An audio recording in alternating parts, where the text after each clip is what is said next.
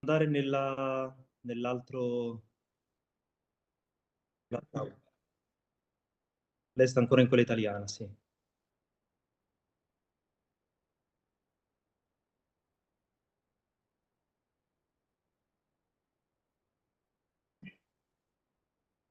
¿Se oye?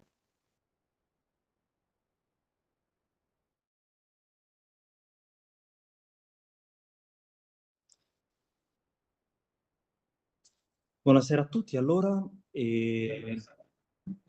No, continua. Abbiamo problemi con la traduzione oggi.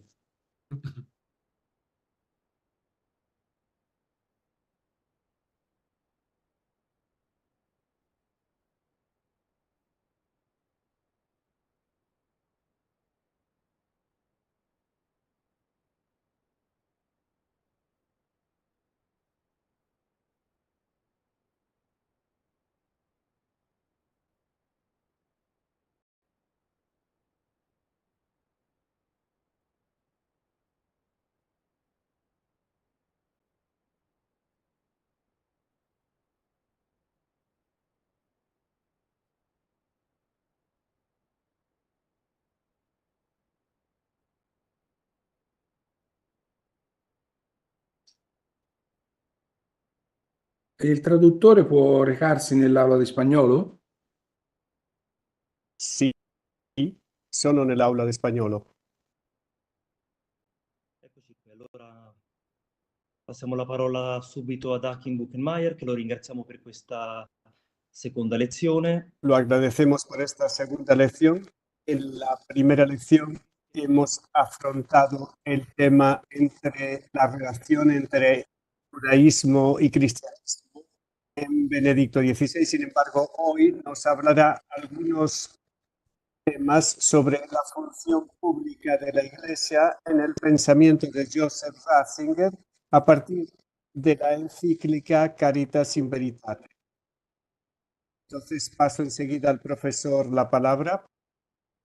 Haremos una pausa a mitad de la lección y después terminaremos en la palabra. Gracias. Gracias, profesor Clemencia. ¿Me escucháis? Entonces, yo quisiera daros también a vosotros una bienvenida. A todos en Sevilla y en otros lugares. Hoy continuamos a conocer un poco mejor el pensamiento de Joseph Ratzinger, que hace 2 semanas, como ha dicho el profesor,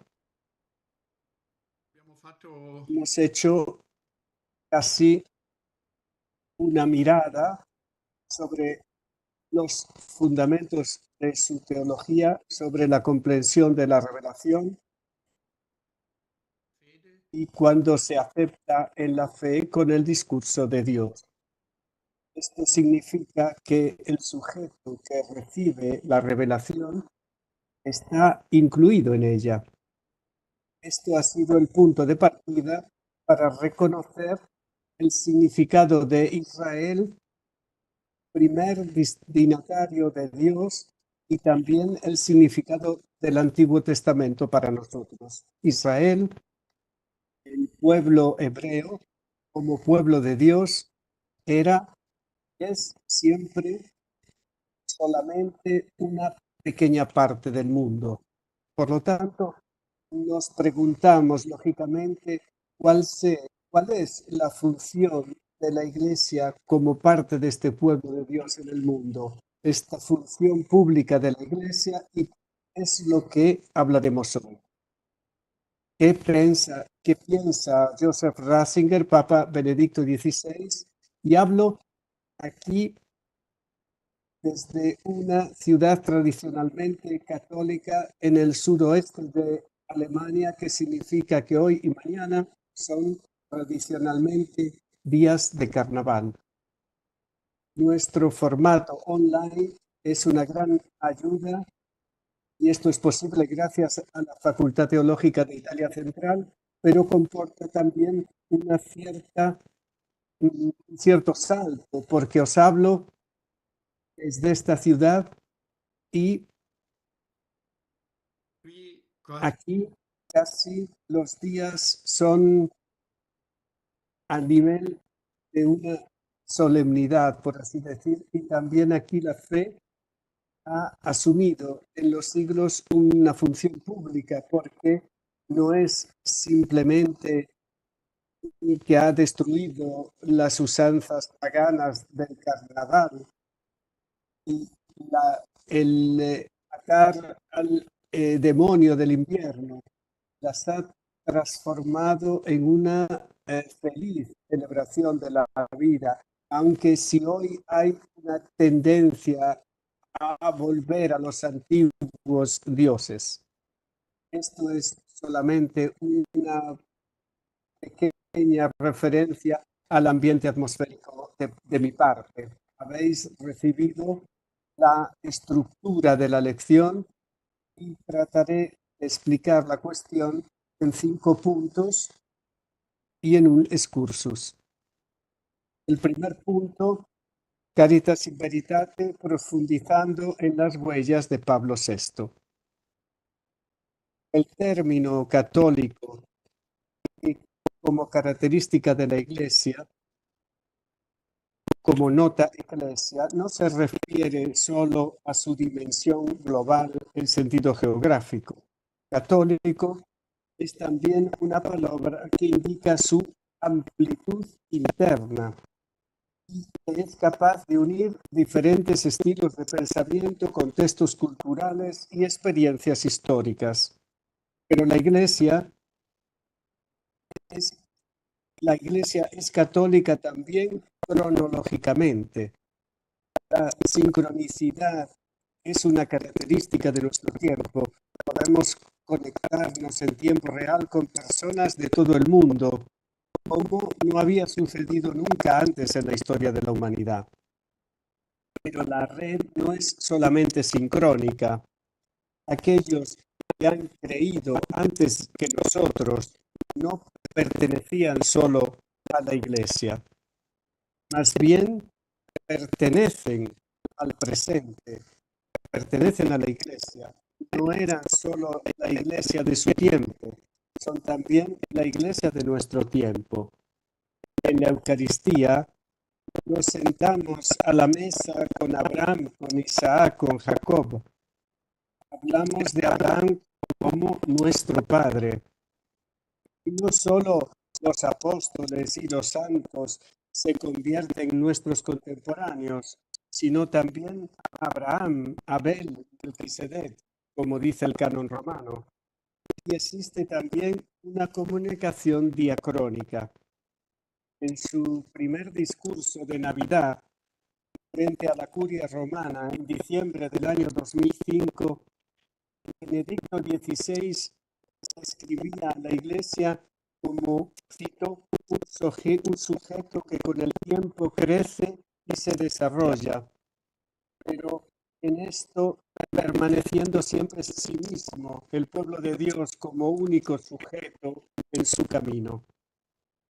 Fin de la cita. Esta regla hermenéutica en el actual comunio de la Iglesia, sincrónicamente, en la tradición del pueblo de Dios, por así decirlo, diacrónicamente, trata de responder a las cuestiones de hoy. Responde a la autocomprensión de la Iglesia. Esa Iglesia conforma el ejercicio del magisterio y la obra de Benedicto XVI. Siempre nuevamente y una vez Benedicto traza las grandes líneas que la reflexión de la Iglesia sobre la historia de Dios con los hombres ha introducido en la tradición eclesial.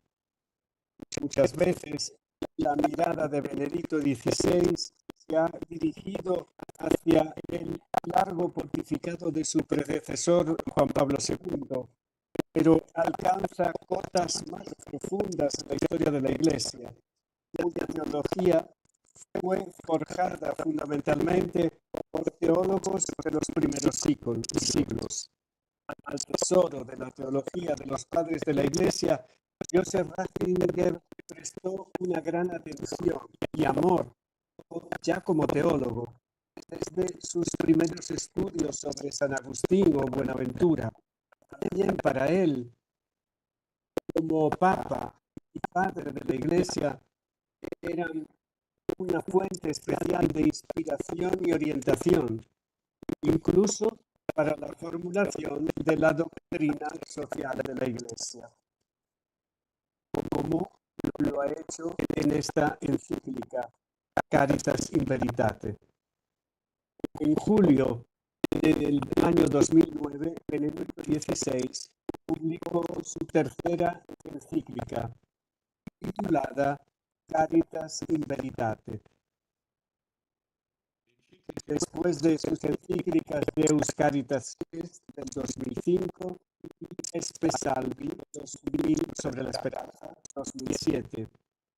Esta encíclica está dedicada a cuestiones sociales que se han vuelto particularmente actuales a causa de la creciente globalización y de la crisis financiera del año 2008. Me centro sobre esta encíclica por dos motivos. El primero, la trayectoria de su pontificado, incluso de su entera obra teológica de Benedicto XVI. A veces se pierde de vista el hecho que Joseph Ratzinger no se ha ocupado solo de cuestiones bíblicas, sino que ha prestado atención también a cuestiones éticas, teológicas, morales y ético-sociales, contribuyendo a su clarificación. Por otra parte, la Caritas in Veritate es muy adecuada para familiarizar con la eclesiología de Ratzinger, o sea, para comprender mejor la visión de la misión de la Iglesia en el mundo. Por otra parte, vamos a tomar la idea de la comunicación diacrónica en la Iglesia. La encíclica Caritas in Veritate dice, y cito, la doctrina social de la Iglesia está construida sobre el fundamento transmitido por los apóstoles a los padres de la Iglesia y después acogido y profundizado por los grandes doctores cristianos. Así dice el número 12 de la encíclica. Como quizás sabéis, Papa Benedicto XVI celebró en Henares de las llamadas audiencias del miércoles en la Plaza de San Pedro, en la sala de las audiencias del Vaticano, durante los años de su pontificado. Juan Pablo II había iniciado a comentar los salmos en las audiencias de los miércoles, un salmo cada vez. Benedicto XVI, cuando ha sido elegido en el año 2005, ha continuado esta serie hasta terminar los salmos. Pero después de terminar los salmos, ha iniciado algo nuevo. Cada miércoles ha hablado de una persona en la historia de la salvación. A partir de los apóstoles, después los discípulos, los hombres y mujeres de la época apostólica, los teólogos, los fundadores de órdenes religiosas, hasta la Edad Media. Pero un año entero habló solo de San Pablo. Habló solamente de San Pablo. Fueron momentos importantes para la catequesis de la Iglesia. Que era la primera vuelta. Un papa La Papa es la historia de la fe, no como historia de ideas, historia de papas o historia de dogmas, sino como historia de personas. Estas personas pusieron en práctica un estudio de vida y han mostrado testigos de la fe y su enseñanza auténtica y no docentes de una doctrina o administradores de una visión del mundo. Su secuencia no es una serie realizaciones individuales, sino un reconocimiento preciso de la revelación de Dios a través de la respuesta actual a los tiempos. La sede de las catequesis de los miércoles es el principio de la religión que la Iglesia ha recibido de Israel.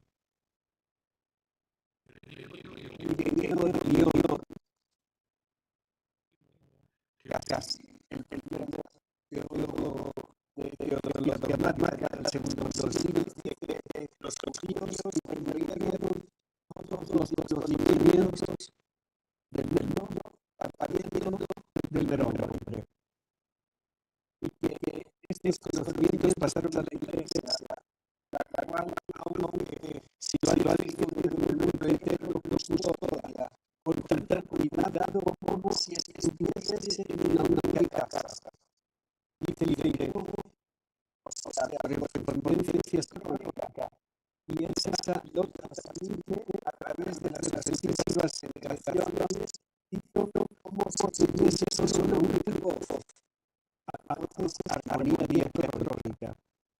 La diversidad de las expresiones la base, la fe viene anunciada, son situaciones históricas que no puedes describir, situaciones que cambian siempre constantemente, exigen una siempre nueva reflexión sobre la tradición, que puede ser afrontada con un sentimiento de seguridad y de libertad valiente.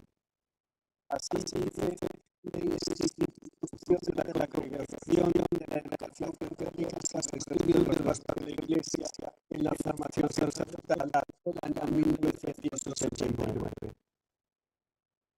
El Concilio Vaticano II, en su Constitución de Liberum, llamó a este método Mujeres Vestigios, avanzar sobre las huellas de los que nos preceden. Como dice el gran teólogo protestante la encíclica Caritas in Veritate del 29 de junio de 2009 representa un excelente ejemplo de este procedimiento, ya que su tema, la doctrina social de la Iglesia, en el sentido más amplio, tiene ya una larga historia de desarrollo y de explicaciones. Benedicto XVI atribuye una gran importancia a la doctrina del Papa Pablo VI. Esto se puede reconocer por el hecho de que se refiere no solamente a la encíclica Populorum Progressio de Pablo VI del año 1967, sino Caritas in Veritate está impregnada de todo el magisterio del Papa Pablo VI. Las afirmaciones de la Populorum Progressio, Benedicto XVI quiere hacerlas suyas. Él quiere recoger la vía trazada precedentemente y quiere actualizar su doctrina al tiempo presente. Benedicto XVI presenta así, en un cierto modo, una relectura de la encíclica Populorum Progressio. A mí me parece que Benedicto XVI en los últimos años de su pontificado ha dirigido cada vez más su mirada hacia la doctrina y la obra de Pablo VI. En un importante paso de su discurso en Friburgo, el 25, durante su visita a Alemania, el 25 de septiembre de 2011, el Papa, para subrayar la necesidad de la desmundanización, citaba la encíclica Ecclesiam Suam de Pablo VI. Pablo VI había subrayado que la Iglesia se citó de su encíclica Ecclesiam Suam: si la Iglesia se esfuerza de conformarse a la forma que Cristo le muestra, entonces será profundamente diferente del ambiente humano en el cual vive, al cual se acerca. Un piccolo excursus. Entonces hacemos un pequeño excursus. Permitidme de hacer un comentario breve referente a esta palabra clave, secularización. Vale la pena Vale la pena pensar en esta palabra también en nuestro contexto, porque este término se asocia todavía hoy a Benedicto XVI de manera particular. El discurso de Papa Benedicto al encuentro con personalidades públicas en la Concert House de Friburgo, en mi diócesis, en septiembre de 2011, en el cual ha usado este término en un espacio tan público. He tenido la oportunidad de participar personalmente en este encuentro.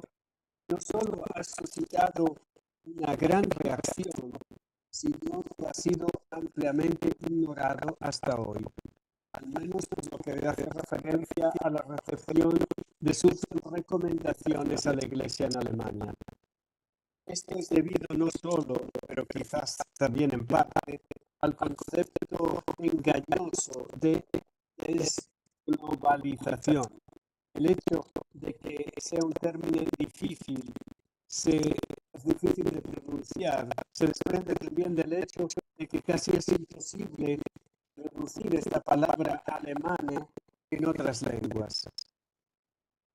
La traducción italiana de su discurso ha elegido: la Iglesia tendrá, por así decir, que ser separada del mundo. En español, la traducción es similar. decirlo así, desligarsi del mundo. En entrambe le lingue En ambas lenguas se trata, por lo tanto, de la disolución de un legame que obviamente existe entre el mundo y la Iglesia. La traducción al inglés dice: la Iglesia debe llegar a ser, en un cierto senso, no mundana. ¿Qué se entiende por no mundana? ¿Ultraterrena o de otro mundo? Ninguna de estas traducciones puede transmitir con precisión el significado de esta palabra alemana. Ratzinger ha adoptado la palabra del exegeta protestante Rudolf Bultmann, que la ha introducido como descripción de la fe en el sentido del Evangelio de San Juan. Bultmann dice, cito: la fe, según los escritos de San Juan, no es la fuga del mundo ni del ascetismo, sino la fuga de la mundanidad, como rotura de todas las normas y los juicios humanos. Mundo, aquí, es el cosmos del griego, del Evangelio de San Juan. O sea, es la creación de Dios que cayó bajo la esclavitud del pecado. Dice Bultmann, ha servido a la muerte, a ser en la esclavitud y en las tinieblas. La desmundialización como proyecto de la Iglesia significa, por lo tanto, que en la Iglesia reina una fe vivida y modo completamente diferente, que se ha liberado de esta esclavitud. En otras palabras, esta verdadera fe da a la Iglesia carácter que ya no es el del mundo secular y ya no se rige por sus leyes. Se trata, por lo tanto, de algo diferente de dejar el mundo o de separarse del mundo. La Iglesia no es solo en el mundo, sino que también es del mundo. No existe sin el mundo, porque no es solo una entidad espiritual. La desmundialización significa que la materia del mundo viene completamente transformada y llega a ser de esta manera la Iglesia. Pablo VI ha definido esta, como hemos visto, una profunda distinción. Entonces, volvamos ahora a los pensamientos iniciales. También en el documento Porta Fidei sobre el año de la fe, Benedicto XVI se refiere a Pablo VI, entre otras cosas, a su credo del pueblo de Dios, que en condiciones históricas diferentes de las del pasado, da una coherente testimonio de fe. Hace poco, delante de la asamblea plenaria de los obispos italianos, él recordaba con una mención a la encíclica Evangelii Nuntiandi de Pablo VI, la necesaria tarea de la Iglesia de discernimiento de los espíritus. Estas frecuentes referencias al pontificado de Pablo VI representan seguramente una tarea futura para la teología y son expresión de un proceso de recepción que solo después los grandes e intensos pontificados de Juan Pablo II se puede volver a descubrir lentamente las líneas que llevan más en profundidad y que están delante de nosotros. Yo menciono aquí que me parece que representa una creciente atención con respecto a la enseñanza de Pablo VI, no solo para clarificar lo que Benedicto XVI ha pensado en sentido de la continuidad y el desarrollo, pero también para mostrar cómo los cambios culturales, sociales, políticos, económicos han llevado a su atención la necesidad de avanzar a partir de la enseñanza de Pablo VI.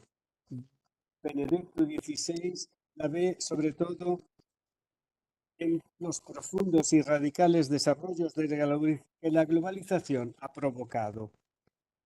El mundo que Pablo VI tenía delante de sus ojos, dice Benedicto en la Caritas in Veritate, estaba aún menos integrado que el actual.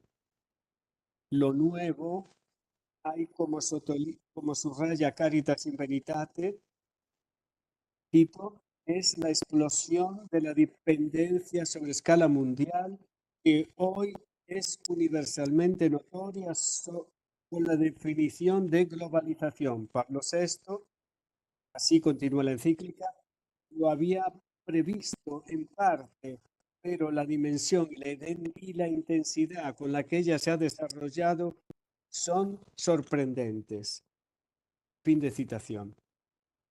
El beneficio de esta toma de contacto con la enseñanza de Pablo VI es, por lo tanto, doble. Nos muestra la enorme importancia que el fenómeno de la globalización ha adquirido más tarde, sobre todo a partir de la Segunda Guerra Mundial. Por otra parte, muestra también la imprevisible e inesperada aceleración que este proceso ha experimentado en los últimos 20 años. Una aceleración que tiene repercusiones también sobre la función pública de la Iglesia.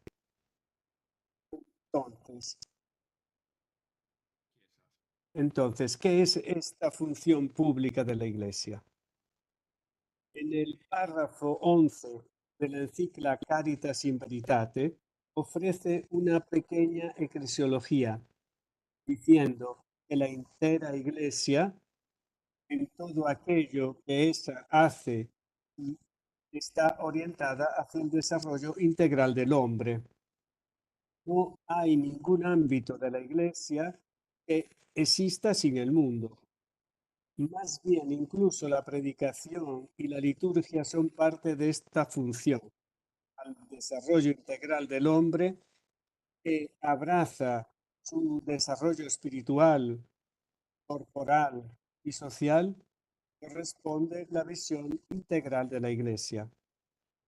Caritas in Veritate habla de la función pública de la Iglesia. La Iglesia desarrolla esta función si esto se lo permite el ordenamiento constitucional liberal de los estados, mediante actividades caritativas, mediante institutos de formación, pero también mediante sus fuerzas especiales, como dice la encíclica, que recuerdan a los hombres su vocación a una vida eterna con Dios y hacen posible una solidaridad global. Estas dos dimensiones, la posibilidad de promoción del hombre en su global vocación delante a Dios y una universal solidaridad entre los cristianos, constituyen el elemento especial de la aportación de la Iglesia. Como viene definido hasta esta función pública de la Iglesia. Quisiera describirlo solamente con algunas breves pinceladas. Nosotros estamos habituados a ver el tiempo de la Iglesia y su posición pública, sobre todo desde el punto de vista de la simbiosis de Estado e Iglesia, que es predominante a partir del IV siglo. Esta recíproca coordinación está ligada sobre todo al nombre del emperador Constantino del IV siglo, después de los siglos de persecución o por lo menos de permanente inseguridad debido a la cambiante política religiosa de los emperadores del segundo y del tercer siglo, fue vista como un punto de inflexión histórica, como una liberación y como un reconocimiento de la importancia universal del cristianismo. El historiógrafo medieval Otto von Freising, en su Crónica Mundial, escribe: expresa el estupor de los contemporáneos, cito, las nubes se disiparon y un feliz día comenzó a resplandecer en la Civitas Dei, en la ciudad de Dios. Solo generaciones sucesivas,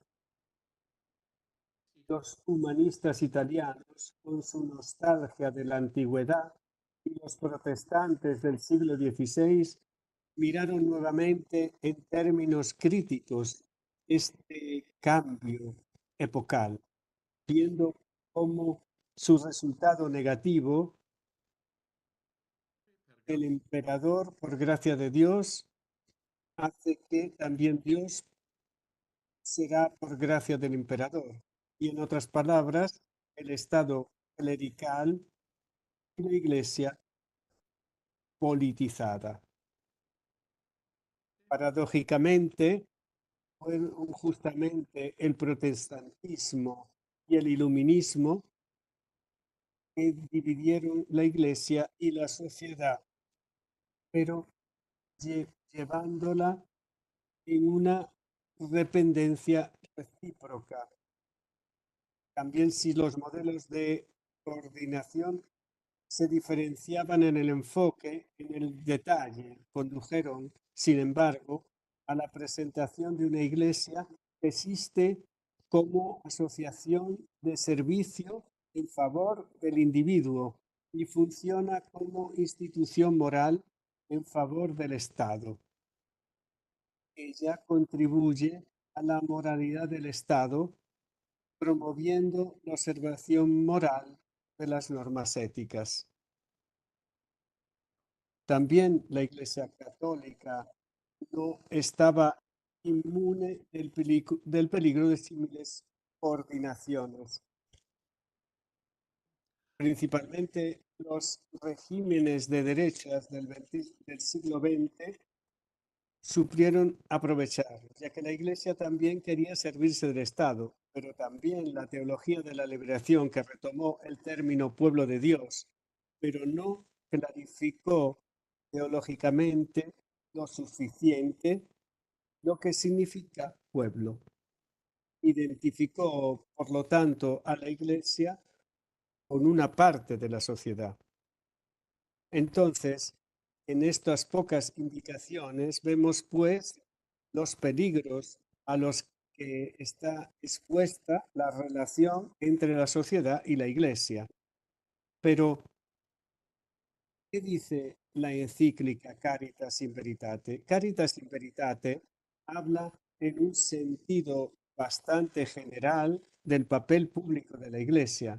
La Iglesia, según Caritas in Veritate, está en el mundo para formar de manera global a las personas y ayudarlas a desarrollarse en todos los ámbitos de la vida humana. Benedicto XVI precisa, sin embargo, que la Iglesia no tiene soluciones técnicas propias, o sea, que no pretende ofrecer y por tanto no pretende inmiscuirse en la política de los estados. Caritas est. En la encíclica Deus Caritas es, Benedicto ha formulado esta idea todavía más claramente. Dice, cito, la Iglesia no puede, debe tomar en sus propias manos la batalla política para crear la sociedad más justa posible. No puede ni debe ponerse en el lugar del Estado, pero no puede ni debe permanecer al margen de la lucha por la justicia. Debe entrar en él por el camino de la argumentación racional y debe despertar las fuerzas espirituales, sin las cuales la justicia, que siempre exige sacrificios, no puede afirmarse ni prosperar. La sociedad justa no puede ser obra de la Iglesia, sino que debe ser creada por la política. Deus Caritas Est, en el número 28. Benedetto Benedicto XVI lo expresó de manera similar en su discurso ante los miembros del Parlamento británico en el Westminster Hall en el 2010.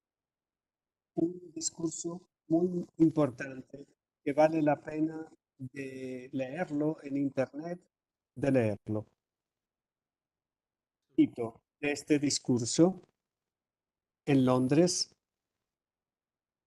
Benedicto dice, la tradición católica sostiene que las normas objetivas que rigen la acción recta son accesibles a la razón, independientemente del contenido de la revelación.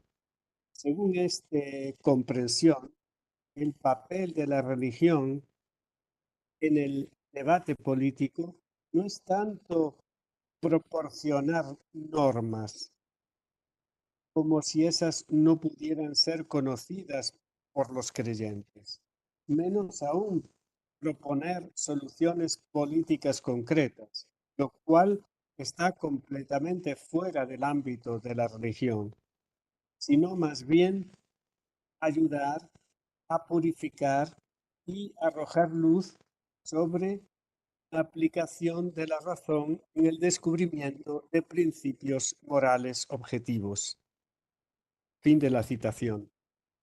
Esto refuerza una vez más la enseñanza del Concilio Vaticano II, que en la Gaudium et Spes 36 habla claramente de la autonomía de las cosas mundanas y en el artículo 76 especifica, cito, la Iglesia, que por razón de su oficio y de su competencia, de ninguna manera se confunde con la comunidad política y no está ligada a ningún sistema político.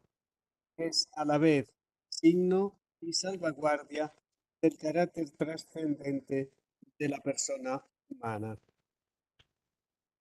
I vari discorsi di Benedetto Los diferentes discursos de Benedicto XVI, a los que procedían añadir otros, muestran hasta qué punto Benedicto haya conseguido traducir las básicas de la eclesiología en diferentes contextos y aplicarlas a la relación concreta entre Iglesia y sociedad. Por último, pero no menos importante, se puede reconocer su fidelidad a las enseñanzas del Concilio Vaticano II. Preguntémonos, pues, mirando hacia el futuro, ¿cómo puede la Iglesia hacer efectiva esta salvaguardia? ¿Cómo puede operar en el espacio político y qué lugar debe ocupar en él si no es idéntica a la comunidad política y si no, y si no le es lícito simplemente utilizarla? Entonces, esta es la respuesta y otros pensamientos haremos después de una pausa. Ahora hacemos una pausa de 10 minutos. Profesor Clemencia, ¿va bien? Bien. Entonces, continuamos a las 19:25. ¿Ok? Gracias por la atención. Nos vemos después.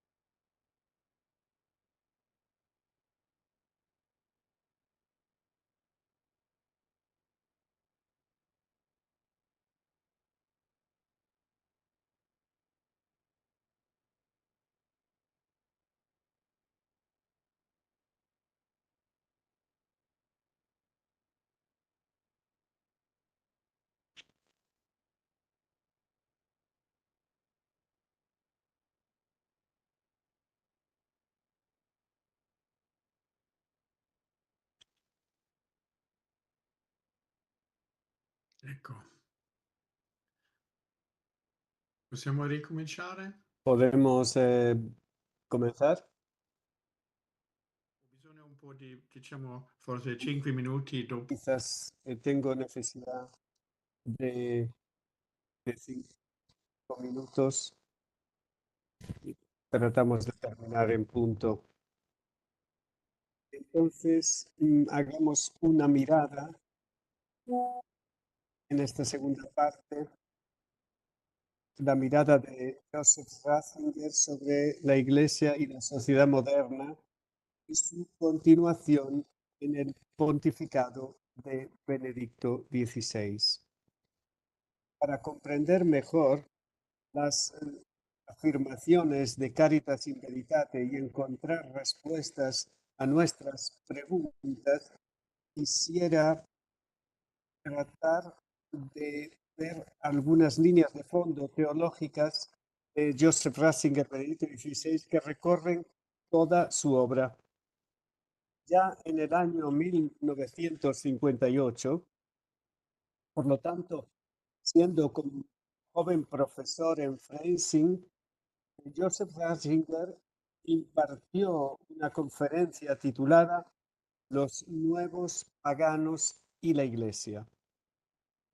Allí, entre otras cosas, esboza el camino histórico que llevó a la Iglesia de ser un pequeño rebaño perseguido, como lo fue en los primeros 3 siglos, a una Iglesia universal extendida por todas partes que la llevó a una equivalencia y coincidencia con el mundo occidental.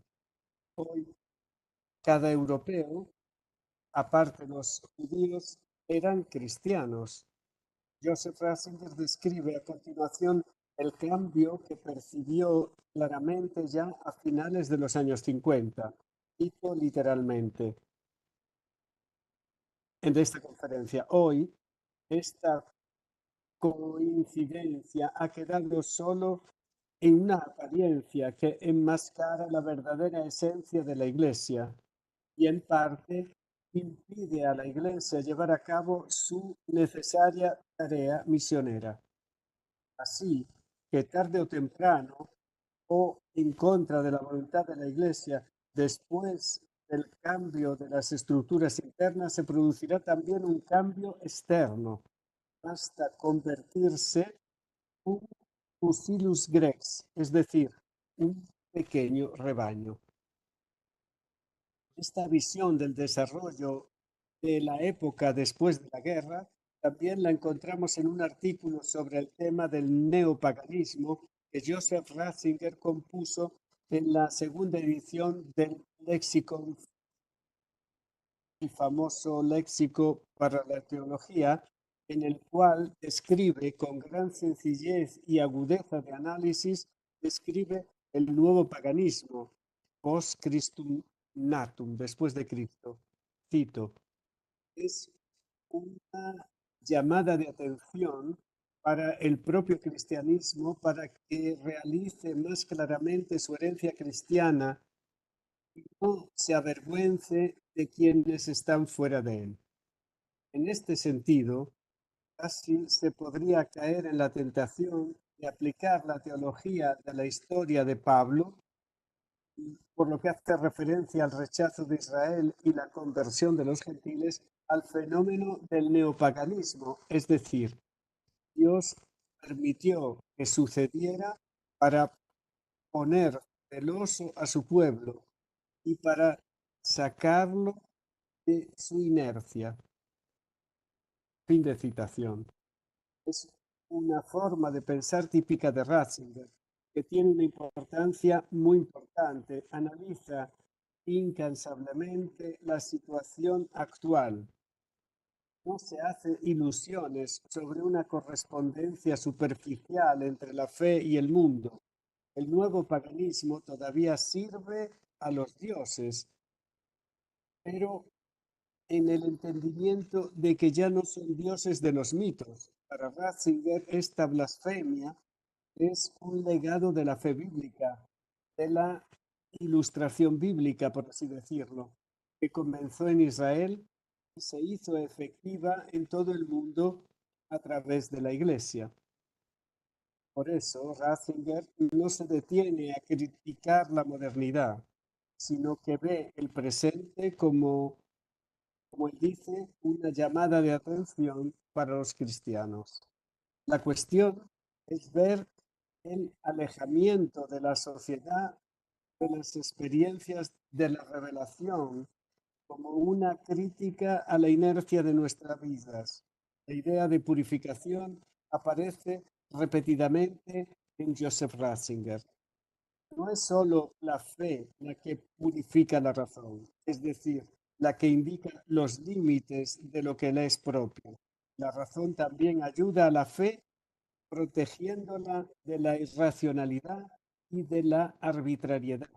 Muchos años después, Joseph Ratzinger, ya como Benedicto XVI, dio forma a esta idea con la idea del patio de los gentiles, que tendría que existir también en la Iglesia. En su discurso de Navidad ante la curia romana, Benedicto XVI esbozó en el año 2009 los orígenes y el objeto de esta idea.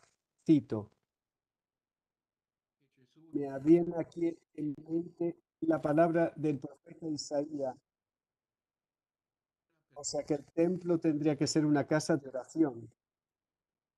Él pensaba al patio de los gentiles, que limpió de elementos externos para que hubiera espacio libre para los gentiles que querían orar allí al único Dios, aunque no pudieran participar del misterio, para cuyo servicio estaba reservado el interior del templo, espacio de oración para todos los pueblos, es decir, personas que conocen a Dios, por así decirlo, solo desde lejos, que están insatisfechos con sus dioses, con sus ritos y sus mitos, que desean lo puro y lo grande, aunque Dios siga siendo para ellos el Dios desconocido. Ellos tenían que poder orar al Dios desconocido y sin embargo estar en relación con el Dios verdadero, incluso en medio de diversos tipos de oscuridad. Creo que también Dice Benedicto, creo que también hoy la Iglesia debería abrir una especie de patio de los gentiles, donde los hombres puedan de alguna manera conectarse con Dios sin conocerlo y antes de haber encontrado el acceso a su misterio, a cuyo servicio está la vida interna de la Iglesia. Entonces, volvamos al artículo de 1958 y a la contribución en el léxico de Teología e Iglesia. Las dos contribuciones abordan un fenómeno que hoy está en el centro de la atención eclesial, pero que no se puede dejar de ver en los años 50 y 60 del siglo XX. Esta visión de Joseph Ratzinger ofrecía un análisis que se tiene poco en cuenta y que solo unos pocos en la Iglesia compartían. La Iglesia católica se encontraba justamente en Alemania, después de los años de la dictadura de Hitler y de la guerra, en una fase de reconstrucción. Las asociaciones y organizaciones católicas y los grupos juveniles católicos habían sido disueltos y prohibidos por el nacionalsocialismo en 1933, contrariamente a las promesas del concordato.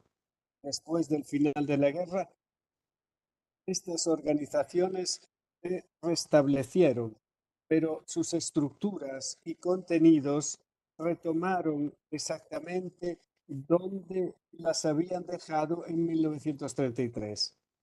Había una cierta euforia sobre el papel futuro de las iglesias en la sociedad.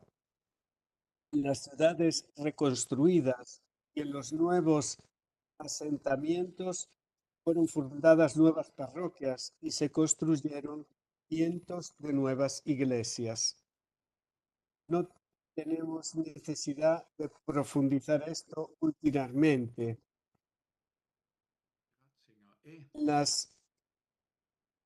No solo la clara visión de pocos años después tenía que revelarse como realista, también la valoración fundamentalmente positiva de los procesos históricos. Para Joseph Ratzinger, el nuevo paganismo no es antes que nada un peligro, sino un desafío para la teología. Es una llamada a la cristiandad misma a despertarse, a comprender y a realizar de manera más viva su herencia cristiana, la percepción de los antiguos y de los nuevos no cristianos que representan la mayoría frente a los cristianos, conduce a Ratzinger a una visión fundamental que también hoy, más de 50 años después, no ha perdido su actualidad y cualidad teológica. Joseph Ratzinger escribe en el artículo Los nuevos paganos de la Iglesia, cito, Dios no divide la humanidad entre los pocos y los muchos para tirar a estos en la basura y salvar a los otros, y ni siquiera para salvar a muchos fácilmente de una manera circunstancial, sino que él utiliza los pocos, por así decir, como el punto de Arquímedes, en el cual él se apoya para levantar a todos, como la palanca con la cual él les atrae así. Los dos tienen su lugar en el camino de la salvación, que es distinto, sin eliminar la unidad del camino. Fin de la cita. Alumno académico de Ratzinger llamó a esta visión en relación a Ratzinger la forma eficaz de la gracia según el modelo de la balanza. El peso de la pequeña multitud que vive de otra manera debe equilibrar como sobre una balanza el peso del resto del mundo. El peso de la Iglesia, su sacramentalidad, consiste aquí en la ayuda concreta que proporciona a la sociedad, en una orientación que ofrece a partir de su larga experiencia como pueblo de Dios desde Israel, en la puesta a prueba y en la representación de nuevos parámetros de razonabilidad y de humanidad que pueden transformar también como escándalo. La visión fundamentalmente positiva con la que Joseph Ratzinger mira la historia es deudora de sus primeros estudios sobre Buenaventura. Estos estudios lo acompañaron a lo largo de toda su vida, modelaron su teología, le permitieron tener una visión abierta y libre de la angustia de la realidad. No es algo agradable, no es un discurso sobre un mundo que es en sí mismo oscuro y perdido, sino que nace de la conciencia de que Dios actúa en y a través de esta historia. Puede actuar si el hombre se abre a este lenguaje. En el año 2007, Papa Benedicto visitó Vigevano, en Pavía, en el norte de Italia. Para él, la visita fue también una peregrinación a la tumba de San Agustín para expresar su reverencia personal y gratitud a quien hizo una contribución significativa a su vida como teólogo y pastor, pero incluso antes como hombre y como sacerdote. En homilía durante la celebración de las vísperas en la Basílica de San Pietro in Celdoro en Pavía, el 22 de abril de 2007, Benedicto XVI dijo, cito, la Iglesia no es una simple organización de acontecimientos colectivos, ni, por el contrario, la suma de individuos que viven una religiosidad privada. La Iglesia es una comunidad de personas que creen en el Dios de Jesucristo y están comprometidas a vivir el mandamiento de la caridad que Él dejó. Es, por tanto, una comunidad en la que se educa en el amor. Y esta educación se produce no a pesar de los acontecimientos de la vida, sino a través de los acontecimientos de la vida. Así fue para Pedro, para Agustín y para todos los santos. Así es también para nosotros. La Iglesia, como comunidad en la que somos educados al amor, y esta educación sucede no a pesar de los acontecimientos de la vida, sino a través de ellos. A través de los acontecimientos de la historia, Dios habla, educa y actúa. En Friburgo, durante su visita a Alemania en septiembre del 2011, Benedicto XVI, para ilustrar su pensamiento sobre la desmundanización, recordó el ejemplo histórico de la secularización de principios del siglo XIX. La secularización histórica del 1803 en la Europa central fue una cosa menos un cambiamiento social lento que pudiera considerarse positivamente. Se trataba solo de una anexión laborosamente disfrazada de estados extranjeros y de una apropiación violenta de las profesiones ajenas por parte de los príncipes alemanes, quelle dei monasteri. como la de los monasterios, las diócesis. O sea, una enorme incursión de parte de los príncipes, una invasión casi estatal. Sin embargo, Benedicto en Friburgo pudo decir, en un cierto sentido, la historia viene en ayuda de la Iglesia a través de las diferentes épocas de secularización que han contribuido de manera esencial a su purificación y a su reforma interior. Che la storia venga La historia ayude a la Iglesia no solo por el hecho de que le proporciona libertad y tranquilidad, reconocimiento social y derechos, sino también por el hecho de que la historia cambia violentamente su papel público, que ésta opera así sobre la Iglesia corrigiéndola y purificándola, ya que la Iglesia reacciona a la insuficiente realización del elemento cristiano por parte de los cristianos. Sigue siendo una idea valiente y libre. El hilo conductor de nuestra pregunta que nos guía es el papel público de la Iglesia, del que habla Caritas in Veritate. A partir de lo dicho hasta ahora, aunque de forma muy fragmentaria, nos da una idea del camino teológico de Joseph Ratzinger. Vemos quizás más claramente cuál es la modalidad de presencia eclesial pública que se plantea ante nosotros con esta encíclica. Y a partir de aquí todavía podemos dar un último paso. Cuarto punto, orientación sobre la medida del inicio. En Caritas in Veritate 13, Benedicto XVI vuelve a referirse a la encíclica Populorum Progressio de Pablo VI, que ya había percibido inicialmente la globalización de la cuestión social.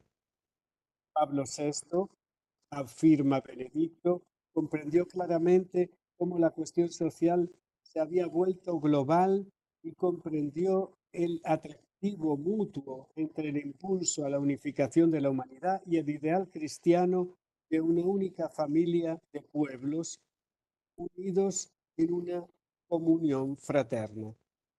Esta observación corresponde a la orientación teológica de Joseph Ratzinger, había adquirido desde el principio, a partir de la percepción de la nueva situación de la Iglesia en medio de un mundo secularizado.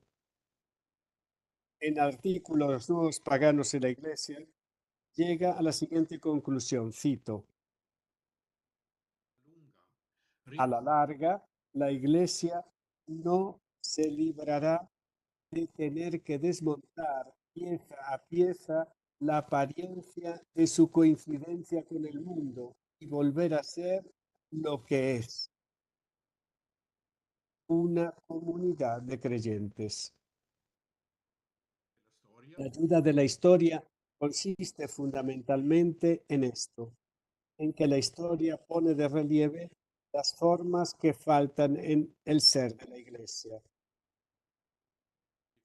El Papa calificó de un desarrollo eclesiológico tan erróneo en el discurso de Friburgo en cuanto al papel de la Iglesia en la sociedad significa también la intercambiabilidad de la tarea y la insuficiente distinción entre Estado e Iglesia. No la organización, sino organismo es la imagen rectora de la Iglesia. Comunidad de creyentes. Los pocos de los que habla en la maqueta no son un gueto, no pueden entenderse como un pequeño nido para la realización de sus ideales. Son pocos no porque quieran serlo, sino por la libertad de creer o no creer, que presupone voluntariedad y una decisión positiva. Benedetto XVI explicó detalladamente esta concepción de la Iglesia y sus repercusiones en la contribución de la Iglesia a la catequesis que celebró el 26 de septiembre de 2007 sobre San Juan Crisóstomo.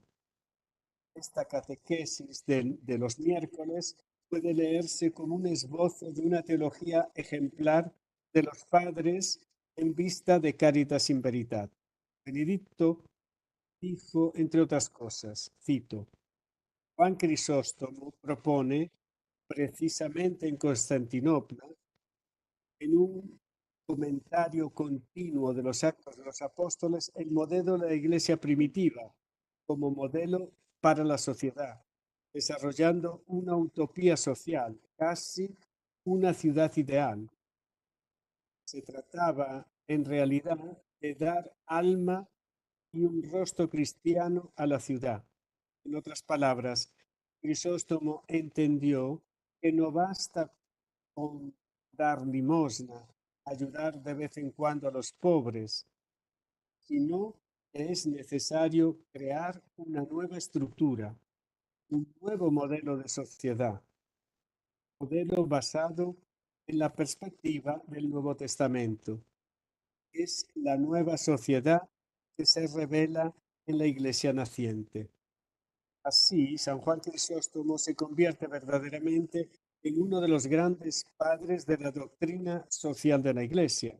La antigua idea de la polis griega debe ser sustituida por una nueva idea de ciudad inspirada en la fe cristiana.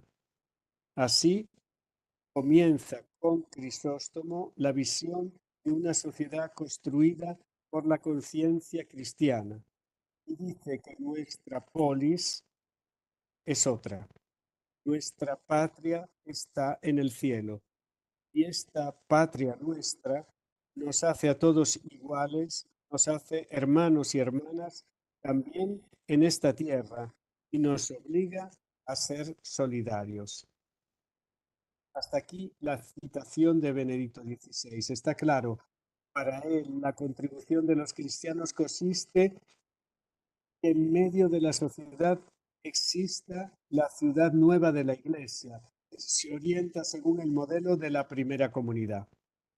Tiene una fuerza de atracción, la fuerza de la alternativa y puede convertirse en el lugar de la bendición para la sociedad. Aún podríamos mostrar algunos otros ejemplos como esta visión de la Iglesia es importante para Benedicto XVI. Está muy lejos de un romanticismo nostálgico de la Iglesia primitiva, ya que percibe las nuevas cuestiones y las nuevas condiciones de la sociedad como desafíos, pero se aferra firmemente a la unidad de medida del Nuevo Testamento. No es un replegarse en un gueto, en la sacristía. No es un vaciamiento de la Iglesia de todo lo que es mundano, sino exactamente lo contrario. Reconoce una vez más la tarea de los cristianos de ser el tertium genus, el tercer género de la historia del mundo, la alternativa que lleva en sí las palabras de Jesús, pero no sea así entre vosotros. Palabras que incluyen precisamente la dimensión social del ser cristiano, lejos de evitarlo. La Iglesia, así entendida, ni siquiera es una grandeza puramente subjetiva, que dentro de la sociedad puede ser rechazada en ámbito privado. Desde el principio se definió a ella misma como eclesía y con este término laico, típico del contexto del derecho del Estado de la polis griega, dejó clara la extraordinaria pretensión de que ella, la Iglesia, como continuación de la Eclesía de Israel, establecida en el monte Sinaí, se sitúa por delante de las sociedades naturales y, como dice Benedicto, se coloca junto a ellas como modelo de ciudad nueva. En consecuencia, los cristianos evitaron aplicarse a sí mismos otros términos, quizás incluso posibles, de las asociaciones antiguas, como por ejemplo koinón o collegium. Con esto, la Iglesia deja claro que no se considera a sí misma como un círculo de amigos que tienen las mismas ideas y como una asociación de hombres movidos por un interés particular, sino como una asamblea creada por Dios mismo, que involucra toda la existencia y que es pública. La Iglesia, como autodefinición de la Iglesia, hable una triple dimensión para ser Iglesia. Primero, debe siempre reunirse y hacerse experimentable según la imagen de los 120 y de la asamblea, tal como se describen en los Hechos de los Apóstoles. Segundo, debe ser consciente de su origen en Israel y permanecer en continuidad con Israel, lo que no reemplaza, pero al que acompaña como principio y centro de crecimiento del pueblo escatológico de Dios. Y tercero, para decirlo con Ratzinger, el orden de magnitud en la que vive la Iglesia no es la de una asociación o un círculo de amigos, sino la de un pueblo, el pueblo de Dios, que se sitúa entre los pueblos del mundo.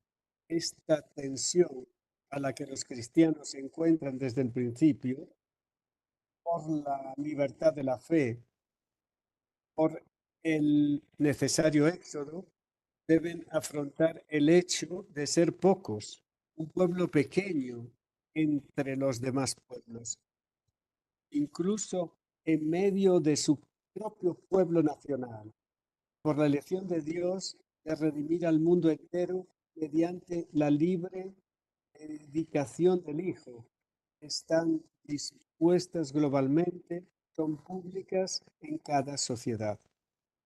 En la tentación de realizar de otro modo el papel público de la Iglesia en el mundo, de seguir un camino considerado más eficaz, más rápido. Es decir, por ejemplo, coincidir con la sociedad o actuar políticamente con plena influencia sobre ella. Debemos preguntarnos si nosotros como Iglesia no hablamos a menudo como si esta coincidiera Iglesia-Estado iglesia, sociedad, como si todo esto todavía existiese.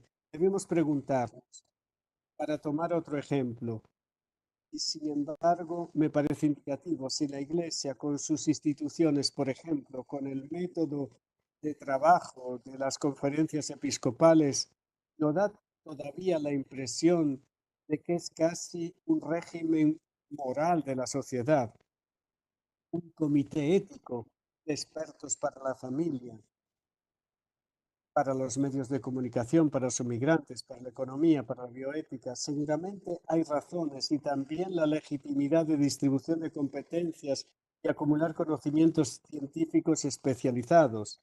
Pero un obispo no trabaja como un ministro con responsabilidades relativas a un área del Estado. Es más bien un pastor, maestro y padre en su diócesis. No transporta a veces la iglesia aquí una imagen que los no creyentes, los nuevos paganos, les hace difícil comprender o casi imposible, que les hace imposible ver su encargo original.